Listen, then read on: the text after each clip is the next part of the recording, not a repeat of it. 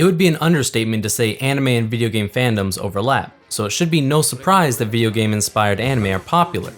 These anime capture the spirit of gamers in the way normal fantasy anime don't, either by role-playing out a story a gamer could feel a part of in the corresponding game, or by giving a sense of familiarity to an otherwise unfamiliar world through the use of arbitrarily binding game mechanics. To help identify the differences, video game anime can be split into the subgenres of adaptation, trapped in a game, gamified world, and other game experience. Adaptation anime are pretty straightforward. They are expressly tied to a real video game. These stories are set in the universe of the game and minimize the use of the sometimes arbitrary game mechanics in favor of filling in the lore of the game.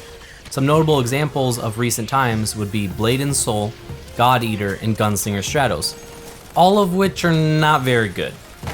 These anime act as both additional content for fans of the game to use to experience a game they love, as well as act as a high-budget advertising material to, hopefully, convert anime fans to users. Other game anime may be loosely tied to a real game or utilize video games for the telling of an original story. These can revolve around real games or use video games as a major plot device. Some examples would include Excel World, where characters resolve disputes by playing a fighting VR game, Btooom, which involves an island set up to mimic a popular video game, where characters compete for survival, and Sword Art Online 2, where the bulk of the story happens inside a collection of virtual reality games. The remaining two categories are often confused with each other and lumped together. Trapped in a video game anime specifically hinge on the plot development of the characters playing a video game that suddenly has become very real to them. Dot Hack Sign was likely the first of the subgenre in which the main character appears to be the only player unable to log out. More recently, Sword Art Online was met with huge popularity as it clearly defined the subgenre in the most literal sense possible. Other shows in this subgenre include Log Horizon and Overlord, which differ slightly in that while most of the original game mechanics are still present, the world has seemingly become real beyond the scope of the game as it existed before the events that trapped the characters. Gamified worlds, however, are notably different, despite how often they get lumped in with the prior group. These anime generally introduce characters into a very real fantasy world that is unconnected to any video game, lack anything resembling a user interface, but do happen to follow certain arbitrary game-like rules. This category includes shows like Danmachi and more loosely No Game No Life, in which the characters are in real worlds that follow game-like rules. These separate themselves from normal fantasy shows like Outbreak Company and Gate by including things like levels, skills, and stats, or in No Game No Life's case, world-defining rules that individuals are unable to defy, regardless of will. Now, this brings me to the entire point of this video, talking about two currently airing shows that classify as gamified world anime. KonoSuba Sakai ni Shukufuku wo, or KonoSuba for short, and Haito Genso no Grimgar, or simply Grimgar. These shows follow very similar basic premises with entirely separate goals and presentation. Both place our primary characters in fantasy worlds overrun with monsters, and they need to fight these monsters to earn a living. In addition to that, entry-level monsters are not easily dispatched for our wayward adventurers. However, similarities stop there. KonoSuba is a comedy set in a brilliantly colored world with equally colorful characters. Our hero, Kazuma Satou, manages to get himself killed in his attempt to save a classmate's life. Only she really wasn't in danger and he didn't actually get hurt. He died from shock at the idea of being hit by a truck. In his afterlife, he is introduced to the Goddess Aqua, who explains that he has the unique opportunity to be reincarnated in another fantasy world and to help them fight the Demon King. In a slight bending of the rules, he decides to go to this world and bring Aqua with him as a companion. From here, the party's antics begin, and the party is filled out with ridiculous versions of the most hated MMO party members, combined with odd anime quirks. Kazuma becomes a rookie adventurer with no specialization due to his low stats, but does learn some thief skills that allow him to steal panties.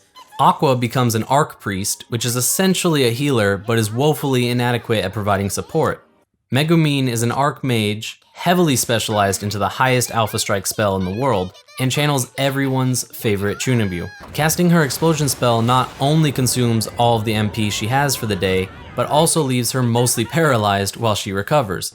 Darkness is a crusader who is entirely incapable of hurting an enemy due to her lack of dexterity, but does excel at tanking.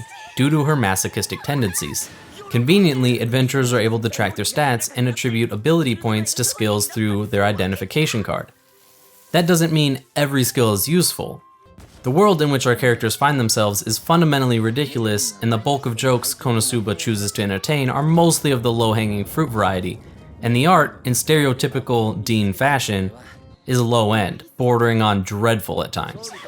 That being said, some moments are pretty fun to watch and the show is generally enjoyable. However, at this point 4 weeks in, it seems unlikely KonoSuba will be the show people talk about for seasons to come. If you want something shallow but fun, you could do worse, but for everyone else, this is a pass. In stark contrast to KonoSuba's humor stands Grimgar. Grimgar is a much more serious take on living in a fantasy world. Our protagonists all wake up inside a mysterious tower with amnesia in modern clothes, and go out to be introduced to the world of Grimgar by a local volunteer soldier leader. Our heroes form a team and decide on their classes and attend their local class's guild to learn the basics of their craft. After reconvening, they must struggle to make a living in a very dangerous world. Just the act of killing goblins, the weakest monster in Grimgar, is a difficult task, and the issue of financial stability as an adventurer is ever present. The characters in Grimgar are much more lightly defined and realistic. Unfortunately, those characters Grimgar has chosen to define early on are barely likable, falling into the boring MC, brash and stupid pervert, and overly self-conscious girl with huge melons. What is odd about Grimgar is that despite its serious tone in all other matters, the show does indulge itself in sexual fan service, both in the characters' clothing choices and the fact this girl's butt gets more screen time than her face. This, combined with some scenes that drag on a little too long, can turn off some viewers. While I appreciate what the show is trying to do with its tone and slower presentation, by the time the show properly sets its stride, it may be too late. This is especially odd considering A1 Pictures is normally very good in its presentation of shows, even when everything else is terrible. Even if the show ends on a solid note, it will be plagued by notice of, "You really have to watch to episode X to enjoy it," which is a death sentence in the current market.